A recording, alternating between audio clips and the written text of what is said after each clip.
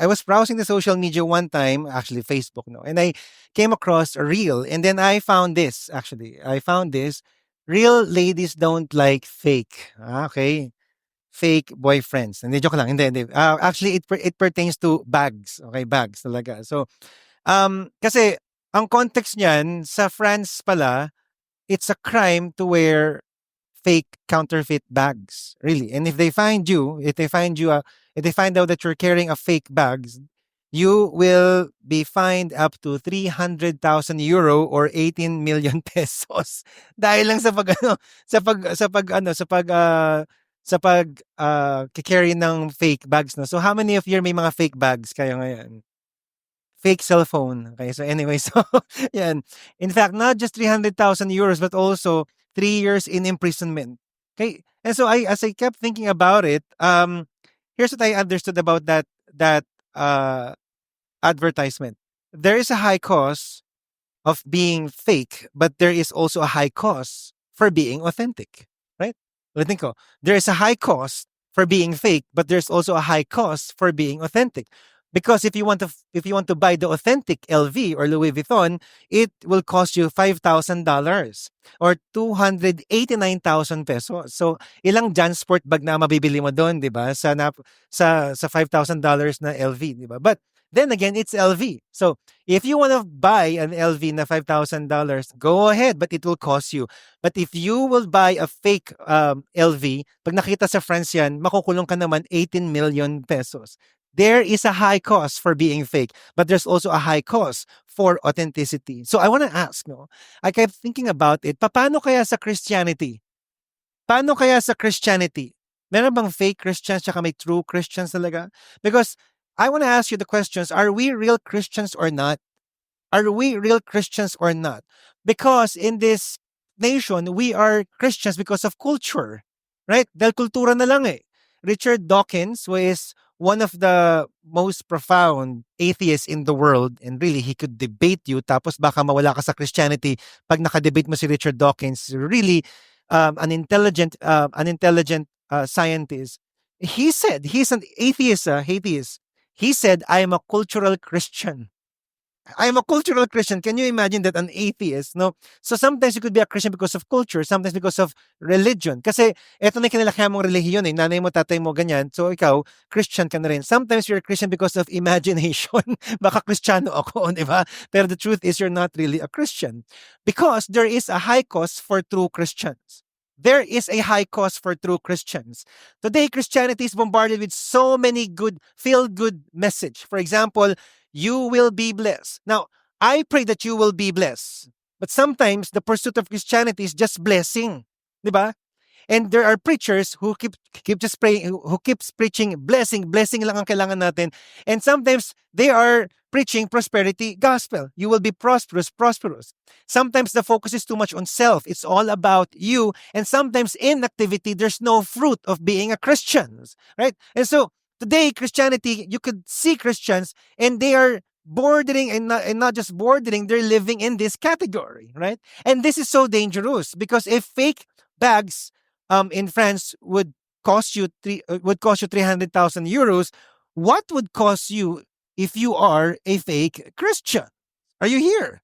And let me tell you, it would be a great tragedy that after we follow Jesus, it would all be in vain because we did not really follow him at all. And that's a sad life. When you come face to face with Jesus on Judgment Day, and then he tells you, hindi ka naman talaga naging Kristiyano. Ouch! Ang sakit po nun. That's why our new series for this week, for the next 4 weeks, is The Cost of the Cross. The cost of the cross. That if you are a Christian, there is a cost for you, your life. The question is, what is the cost of following Jesus Christ? Let's all stand as we read Matthew chapter 7, verse 7 to 14. And can I ask you to please read the Bible with me? If it's downloaded, it's okay. If it's a book, hardbound, it's great. But if you don't have one, we have the biggest Bible here right now. But I do pray that when you come here next time, may mga nagbabasa tayo ng Bible together, right?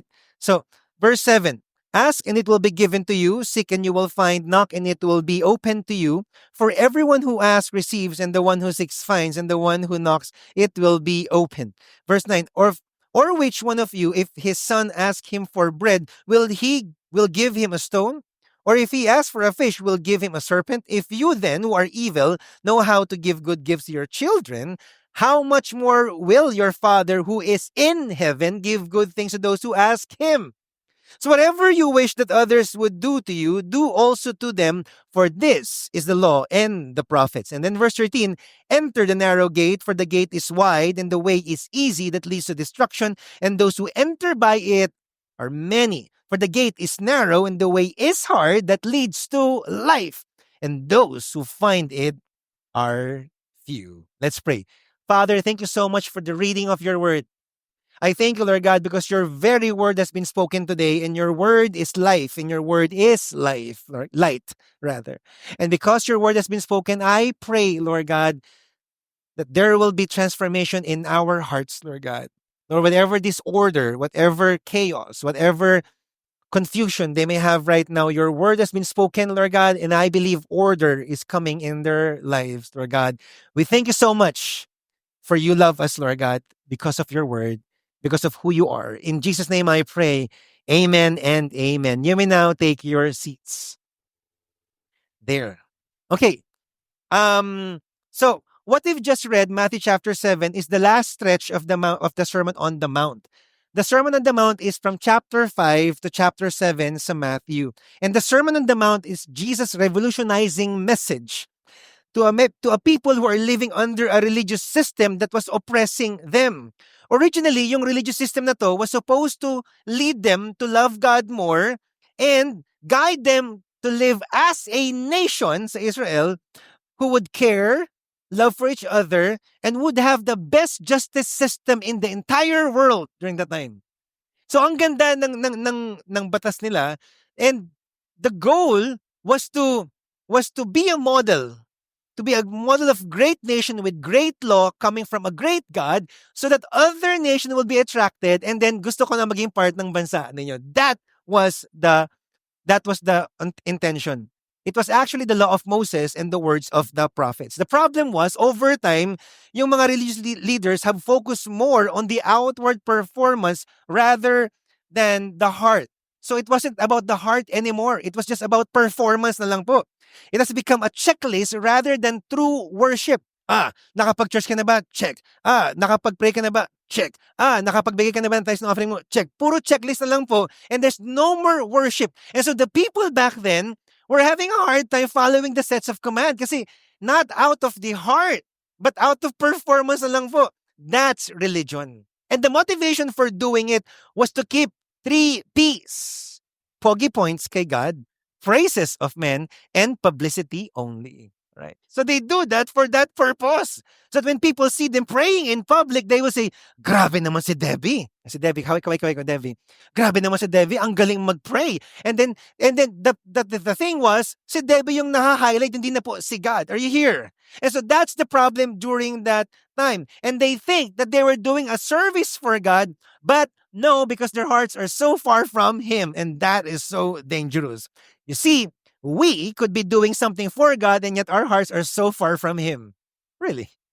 I mean, you can come here today sa 11 o'clock service natin and here in Cinema 4 and Cinema 3, and then you're thinking, Lord, I attended the church. I worship you. Are you sure? Because you could be discipling people, serving, praying, giving 1 million pesos, or living a moral life. And the question is this, are you doing it for a system, for a man, or really to worship God? That's a question you need to ask yourself. Because, as I've said earlier, there is a high cost for fake Christians. There is a high cost for fake Christians. That's why Jesus said in Matthew chapter 5 that if you hate a brother or sister, that's already a murder. That if you look lustfully to a woman, that's already adultery. And then he said, love your enemies. How many of you here are seated beside an enemy right now? Joke lang po. Huwag na naman sana magtaas. Ito po, pastor. Okay? Hindi po. This is hard because it's a heart issue. Say heart issue. This is a heart issue. And the conclusion of the Sermon on the Mount will answer the ultimate question earlier.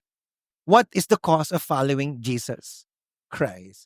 So, to do that, ang gagawin ko po is to ask you 3 important questions that I want you to probe yourself and evaluate yourself. Are you ready? All right, times 3 energy. Are you ready? Yes.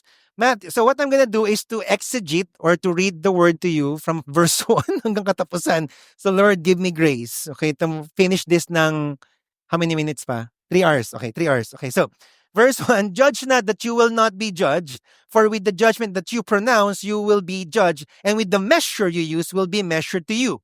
Why do you see the speck that is in your brother's eye, but do not notice that the log in your own eye? Okay, now the New Testament was written in Greek, and so we need to find out the meaning of judge here in its Greek form. Okay, see, the meaning of judge here is to condemn. Na-condemn na ba kayo dati? Yung feel guilty ka ng isang Christian din mismo? That's the meaning of judge here. But as I think about it, mali bang mag-judge ng tao? Mali bang magbigay ng judgment sa isang tao? Actually, no. In fact, Jesus said it may righteous judgment. Sometimes you have to judge a person for the sake of redemption.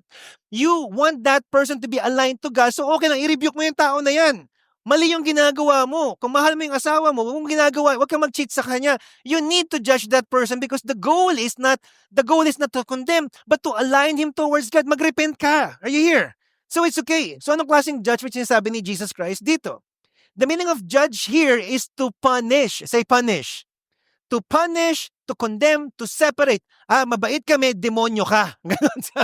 Nasa liwanag kami, nasa kadiliman ka. That's the meaning of judge here. So the religious people during that time, yun lang pong ginagawa nila, mag-judge, and to make the people feel they are superior. And then Jesus said, speck. Say speck. Why do you always see the speck in your brother's eye? The meaning of speck here is actually during that time means a fruit inspector. If you're a fruit inspector, para talagang hindi bulok yan, you have to focus on the detail. May mali. Wag bulok. Sometimes ganun tayo mga Kristiyano. Ang hindi pala nakikita. Sinasadya nating makita talaga yung mga mali sa tao. Napaka-focus natin. Bakit ganyan yung buhok mo, Charmaine? Bakit ganyan yung post mo sa social media? Lahat na nakita na lang talaga. The speck in the brother or sister's eye. Bakit mo pinost sa Facebook yun? Lahat kasi nakikita na lang. Ganun po yung mga iba, religious leaders, saka mga legalistic na tao, so nakakasakit talaga ng puso. Bakit wala ka pang disciple hanggang ngayon? Kristiyano ka pa naman. Ba't hindi ka pa nagpa-foundations class? Kristiyano ka pa naman. Ganun lagi, puro speck, hindi nakikita yung buong buhay. Ouch, di ba? Okay, so baka ikaw yun. So, and then Jesus said, mag-focus ka kay sarili mong buhay. May log ka. Na yung log, kasi English, di ba? Sa Tagalog, puno, kahoy, napaka-troso.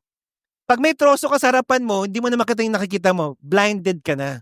Minsan, judge tayo ng judge, pero blinded ka sa sarili mong kasalanan. So that's what Jesus said here. Huwag ka mag-focus sa mga tao, baka may issue ka sa puso mo din. And then, he said in verse 6, do not give dog what is holy, and do not throw your pearls before the pigs, lest they trample them underfoot and turn to attack you. Now, how many of you here, you love to share or encourage people with the Word of God? So, dalawa lang, si Jover lang na tsaka si Vanessa. Okay lang. Let's pray na nga. So, there are people who are willing to listen to the Word of God. I mean, the mere fact that you're all here, you want to listen to the Word of God. The mere fact that you're there sa Cinema 3 and you're still there, you want to listen to the Word of God. So, thank you. And there are those who really hate the Word of God. And sometimes, naasar tayo sa kanila, makinig ka! Ayaw nila. They don't just hate you, they will attack you. So, debate na ang mangyayari. And Jesus said, ang daming taong gusto makinig ng salita ng Diyos, wag na lang muna sila. Pag-pray nyo. Mahalin nyo pa rin, pero wag na lang muna sila. Don't throw your pearls to the pigs. Not that they are pigs, no? How many of you? Not that they are pigs. It's just that it's an analogy. Hindi na tatanggapin yung pearl. Sayang lang naman yung napakaganda, di ba? So what is Jesus saying here? Beware of judging hypocritically, but at the same time, be discerning carefully. Huwag tayong basta-basta mag-judge kasi baka may log ka. Huwag, mag-discern ka rin kung sino ang gusto mong sharean ng word. But what is the point? Para saan to? Here's the point, sometimes we are too focused on changing other people. Look around you. Look at the person sitting next to you. Sino sa inyo naniniwala kailangan pang baguhin ng Panginoon yung katabi mo? Look at that person. Baka sabi nga sa kanya, ikaw, dapat magbago ka ba? Sige. Ayaw, di ba? Kasi ikaw yung dapat magbago, di ba? So sometimes ganun tayo mga tao. We want that person to change. And that's good in a way, but instead of judging or helping another person, what if we start focusing on this? Verse 7. Ask and it will be given to you. Seek and you will find. Knock and it will be open to you. For everyone who asks receives, and the one who seeks find, and the one who knocks it will be open. Now, how many of you here before ginagamit niyo itong verse na to, Lord, bigyan niyo ko ng kotse. Lord, because you said ask, di ba? Lord, bigyan mo ko ng boyfriend. Bigyan mo ko ng girlfriend. We used this word before, but that's not the context. Anong context ng verse na to? This verse talks about the kingdom of God because the entire context of Matthew is about seeking God's kingdom. Pakisabi nga, seeking God's kingdom. This is about God and how to be kingdom-minded. Paano ba mamuhay sa kaharian ng Diyos? Paano mag-isip? Paano magsalita? This is about focusing on Him. And we have to ask Him urgently. Kaya ask, seek, knock. Lord, tulungan mo ko, Lord God.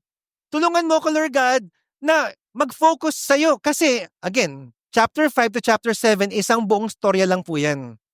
Nasa dulo na po tayo. Sa chapter 6, verse 33, sabi ni Jesus, seek first the kingdom of God and His righteousness. Lord, paano ba mabuhay sa kaharian mo? Ano bang dapat kong behavior? Anong dapat kong attitude? Right? So this is about asking God, God, tulungan mo ko. Ask, seek, and knock urgently. Lord, I need your help to focus on you rather than men. That's the point of this verse. And you see, and guess what? Verse 11, if you then who are evil know how to give good gifts to your children, how much more will your Father who is in heaven give good gifts, things to those who ask Him? If your heart is like this, God, help me to please you. Help me to focus on you. Help me to behave the way you want me to behave, Lord God. To think like what you want me to think and to speak the way you want me to speak. God will grant you that. Of course! Tutulungan kita, Jovi. Tutulungan kita, Mon. Tutulungan kita, MJ. Kakayanin mo because I am there for you. And when you do, God will give you the grace to treat people the way He wants them to be treated. Now, here's the question. How many of you here, you want to be treated with so much love? Raise your hands. And that's what God will do to you. Enable you to treat that person next to you the way you want to be treated. That's why sa verse 12, so whatever you wish that others would do to you, do also to them. Ikaw muna yung babaguhin ni God. Kasi nag-focus kayo sa kanya eh. And then He said, for this is the law and the prophet. Now, that is a very important phrase because if you're a Jewish person, it matters to you during that time. The law and the prophet is the law of Moses and the words of the prophet. And the words of the prophet and the law of Moses gives life. Say life. A quality life. That's what we all want, diba? A quality life. You obey the law of Moses and the words of the prophet, you have life to the fullest. A person who is kingdom-minded is someone who fulfills all the laws of the kingdom. And this happens when you seek God first and focus on Him. So, my first question for you is this. Is my life centered around God? If you want to find the answer, what's the cause of Christianity, you have to answer this question first. Is your life centered around God? Is your finances centered around God? Is your career centered around God? Are your dreams and ambitions in life centered around God? Is your marriage centered around God? Is your single life, your purity and holiness centered around God? Is your life focused on God? That's the first thing that you need to ask yourself. The thing is, ito na katotohanan, it's so hard to fulfill all the laws. Tama ba? Now, you know it to yourself, this is so hard to do.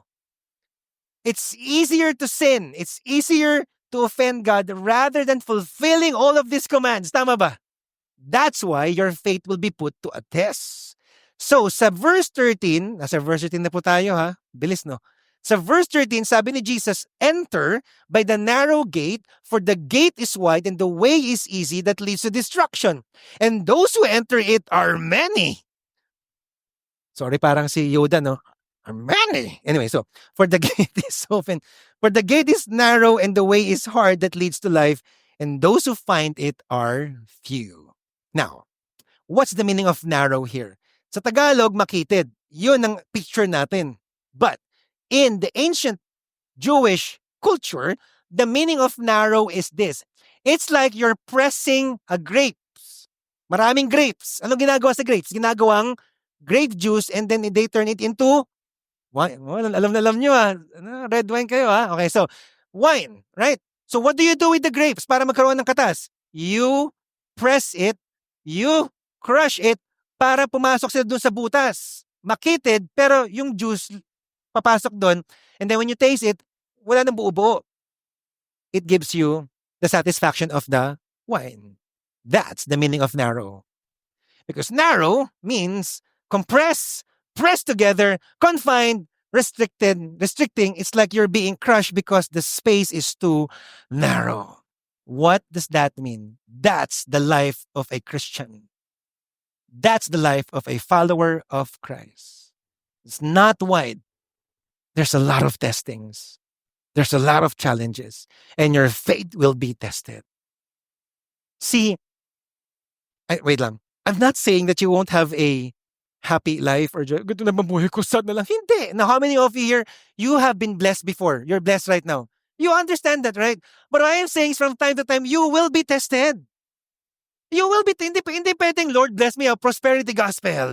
Your best life now, makapagbasangan. It's not that. You will go through trials in life. And when you do, what do? You go to God, right? And what happens when you go to God? Your faith rises up. And then what happens? God shows up, and after quite some time, months or years, you find life more. Thank you, Jesus. I've gone through that. That's the narrow gate that leads to life. You see, the life God wants for us is to test our faith, but it leads to true life. That's the cost of following Jesus Christ. So it's not just you coming here to church. Nakapag-church na ako, that's the cost. Kasi maga ako nagising. There's more than that. Okay? It is denying yourself. That's the meaning of Christianity. Denying self in a world that is preaching a lot about self. Christianity is about denying self. You will be crushed here, but it gives you life. Now, versus the wide is the gate that leads to destruction. Now, destruction. Say destruction. Now, pag pinag-usapan destruction, papunta yung mga tao sa destruction, sinong tao mga iniisip natin papunta sa destruction? Mga makasalanan, mga demonyito, di ba? Mga suwail sa Panginoon, di ba? Parang yun ang maiisip natin. However, you need to see this in context. Say context. Kasi dapat kilala natin kung sinong kausap ni Hesus Kristo. He was talking to two groups of people. His followers and religious leaders and its followers. Paano yun? Ang mga religious leaders po and its followers, religious people, what do? They do something that shows that they're following God. But they're basing their following God on performance, not on true worship. You see, those heart that are not turned to God and are superficial, fake, hypocritical religious life, those are the people who are headed towards the wide gate and ultimately destruction. This is what I'm saying earlier. There is a high cost for living a fake Christian versus real followers of Christ. Because you might be sacrificing right now, but it's just based on religious system, but there's no real worship there. Delikado kasi you are still headed for destruction. The life of a Christian is still costly and it leads to life, but the life that is headed to destruction is still a religious life. Both are still serving God, pero magkaiba po ang intention. And that's the danger. You see, There's two ways that you could be led to destruction, externally and internally. Number one, externally. Verse 15. Ito na, verse 15 na po tayo. Beware of false prophets who come to you in sheep's clothing, but inwardly are ravenous wolves. They will be false prophets among us that will lead people away from God. Really. There will be false prophets among us. And the way to find out if there are false prophets is that they make you rely on yourself more than God. So if you hear something about, it's all about you, self, pero wala na si God sa picture na yun, I don't think that's God. Ano yung mga yun? False teaching, legalistic leaders, false prophets in social media. False teachings, of course, false doctrines that are away from God, away from the Word of God. Prosperity preaching, moral relativist. Pag sinabing moral relativist, ito yung mga nagpipreach na what's good for you may not good for me. So, okay lang, magkaiba tayo ng paniniwala. Basta pareho papunta sa Panginoon yan. Hindi po totoo yun. Wala po sa Bible nun. Performance-based religion. Pagalingan tayo. Ang daming ganong religion. Pagalingan po. Kung sino pinakamagaling, siya ang pupunta sa heaven. Those are false teachings. And then you have legalistic leaders. Legalistic leaders are leaders who read the Bible and they add more rules. For example, Mon, gusto ko 100 ang leader mo. Ano, di ba? 100 ang disciples mo. Bakit 98 pa lang? Grabe ka, napakatamad mong Kristiyano. Ha? Di ba yung ganun? Totoo, akala nagibiro ako, may ganun. Okay? Araw-araw na sa church ka na lang lagi kasi nga kailangan mag-perform ka naman perform. Legalism. And it's not just that. It's all about performance. From behavior, from what you watch. How many of you here are millennials? Alam niyo solo leveling? Nanonood kayo solo leveling? Yes. Demonyo yun ha. Nagkasama ng mga demonic yun ha. Grabe, nanonood ka nun? It's just that. Anong brand ng toothpaste ang ginagamit mo? Lahat na. Legalism. It hurts the church. And then you have false prophets in social media. Ang dami po niyan. Because they preach on focusing on self too much. Now, sometimes you really have to take care of yourself. It's okay. It's really okay. But if the focus itself, wala na po si God to care for you, that's the problem. So, verse 16, you will recognize them by their fruits. Are grapes gathered from thorn bushes or figs from thistles? Do these people lead you closer to Christ, or they just promote self-centered spirituality? That's the fruit you want to find out externally. So, be careful. Pakasabi nga sa atin mo, be careful of me. Joke lang. Be careful. Okay. Now, that's external. And I think mas madali yung external. Kasi may spider sense ka, ding, ding, ding, ding, malito. Pero ang problema, yung number 2, internal. Nako po. Verse 21, not everyone who says to me, Lord, Lord, will enter the kingdom of heaven, but the one who does the will of my Father who is in heaven. On that day, many will say to me, Lord, Lord, did we not prophesy in your name and cast out demon in your name or do many mighty works in your name? Did I not become an usher here? Did I not attend the church every week? Did I not become part of the prayer team here? We will face God. We will see God face to face on Judgment Day and we will say all of these things. Kasi nga performance-based. Now, may sinabi si Jesus doon, pakibalik nga, Jeric, Lord, Lord. Lord, Lord. Kasi, sa Hebrew culture, pag dinoble mo yung pangalan ng tao, ibig sabihin yun, may emotion na yun. Yan. So, si Kuya Dan, kaway na, Pastor Dan, okay. Siyempre, mahal mo si Ate Mitch, right? So, in that culture, pag sinabi ni Kuya Dan, Mitch, okay lang. Pero, in that culture, pag sinabi niyang, Michelle, iba na yun. Ibig sabihin nun, passionate, intimate, dedicated. So, pag sinabing Lord, Lord, one day, on Judgment Day, people will say, Lord, Lord. Ibig sabihin, I gave my life to you. I was intimate for you.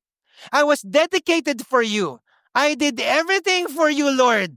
I serve you.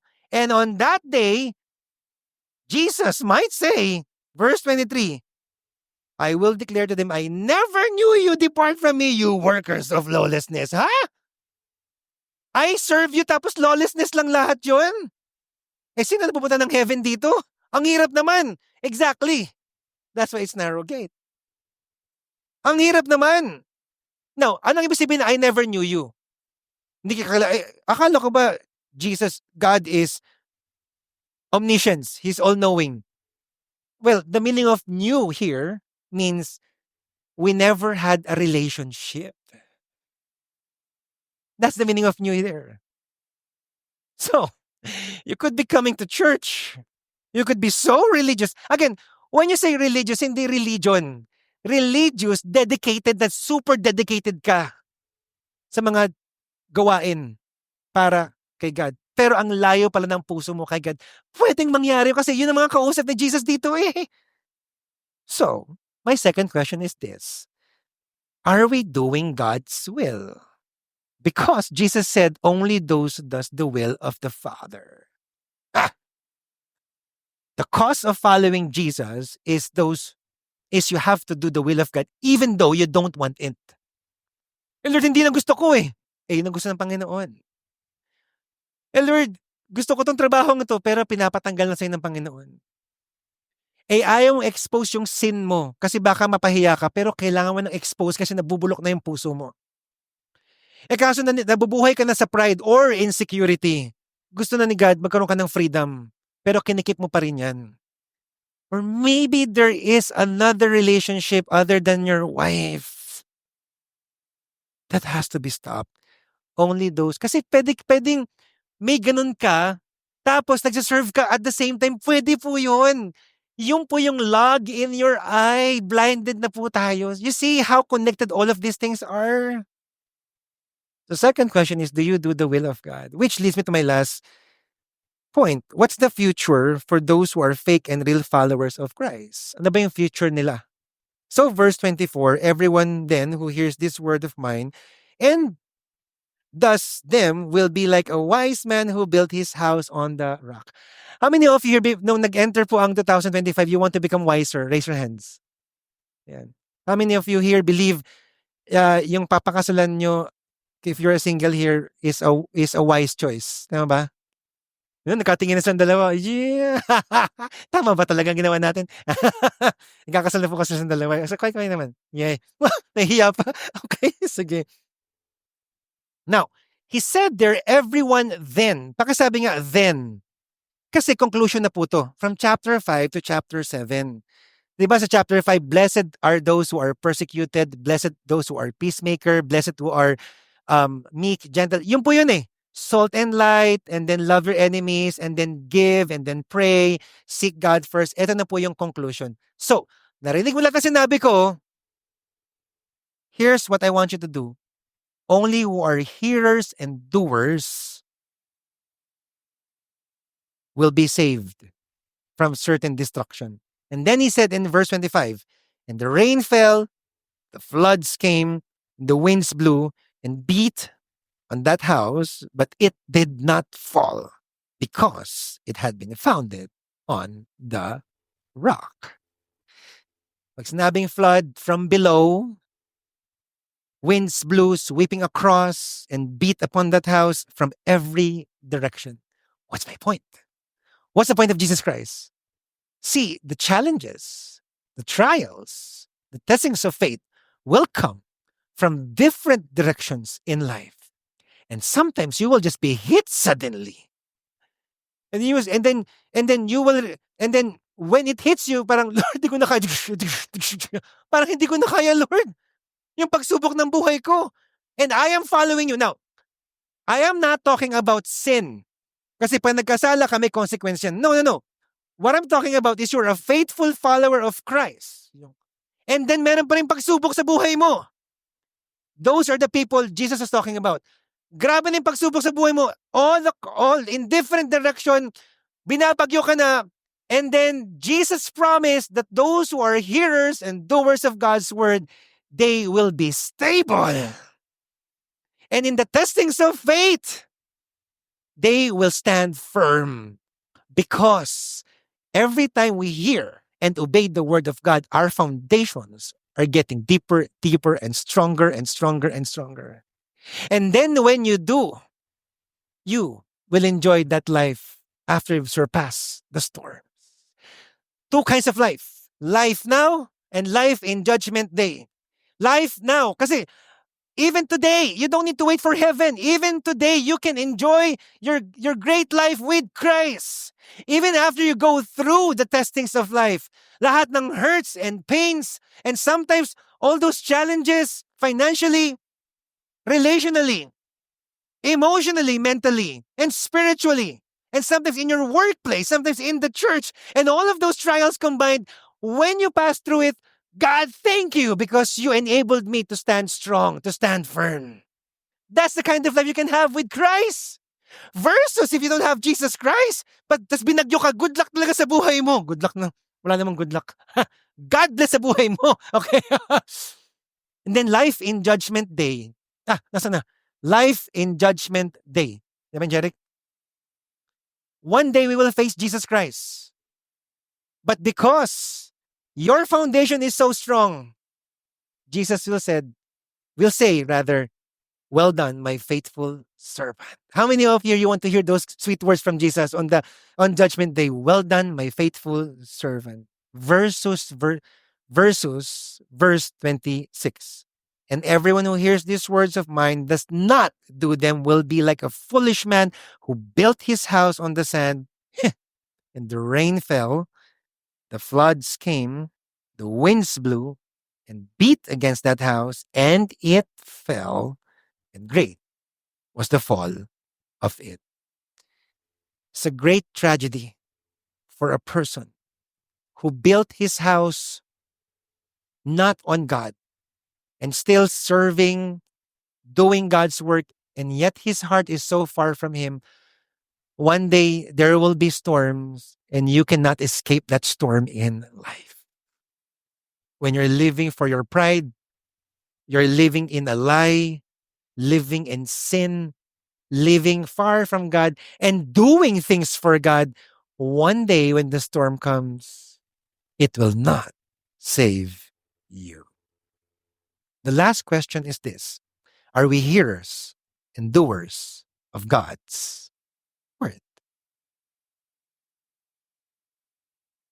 You have two gates, you have two fruits, you have two foundations. We can only make one decision. And what would be that decision? Let's go back to verse 13. Enter the narrow gate. For the gate is wide and the way is easy that leads to destruction. And those who enter it are many. For the gate is narrow and the way is hard that leads to life. And those who find it are few. The only decision we will ever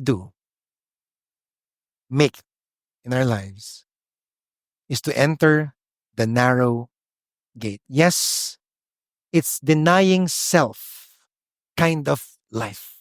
And yet, it will lead us to life. Now, the question is, kaya ba talaga? Parang ang hirap nito.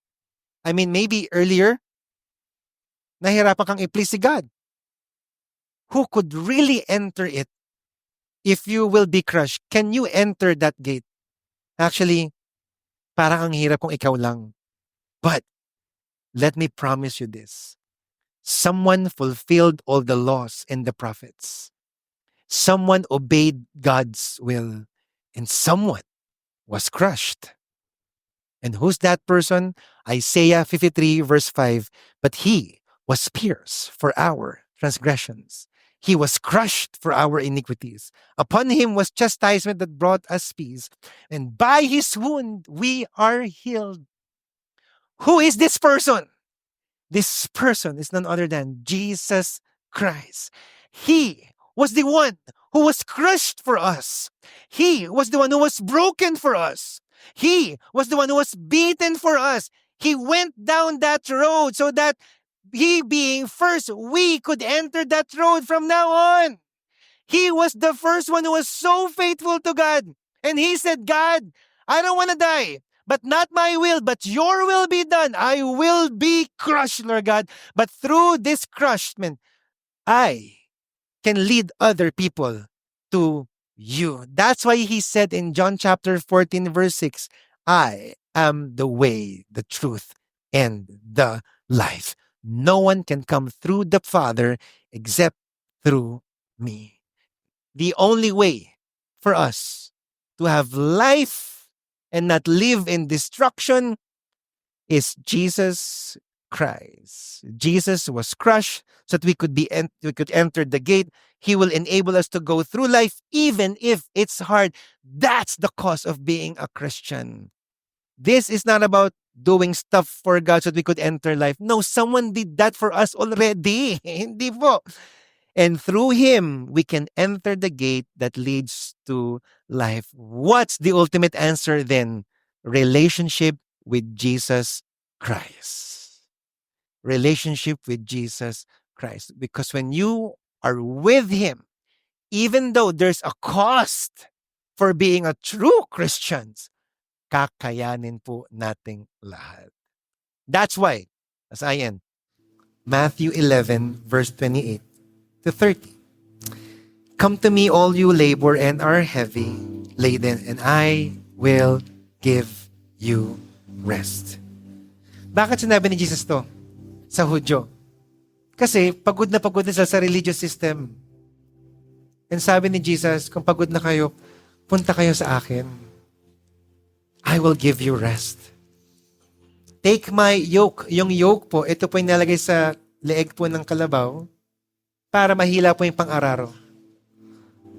Take my yoke upon you. Take my yoke upon you and learn from me, for I am gentle and lowly in heart, and you will find rest for your soul. What is Jesus telling here? May gagawin ka pa rin pagkasama mo ako. Pero, while you're doing it, while you're entering that gate or walking that path, I am with you. And as you serve me, as you make disciples, and as you live your life for me, I am helping you do it. Hindi ka mag-isa sa Christian walk mo. Kasama mo ako, sabi ni Kristo. And because of that, you can find rest in me. And see, that's the thing. That's the beauty about having Jesus Christ. When you have Jesus Christ, there's so much joy serving Him.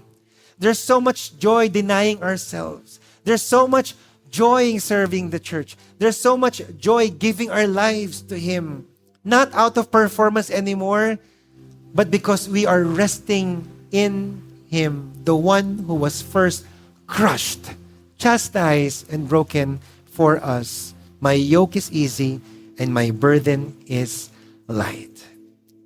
As we kick off this series, may we learn that only by having a relationship with Jesus Christ can we fully walk the path that Jesus intended us to have, so that in Him we can find life. How many of you here are excited to walk with Christ every day? Come on.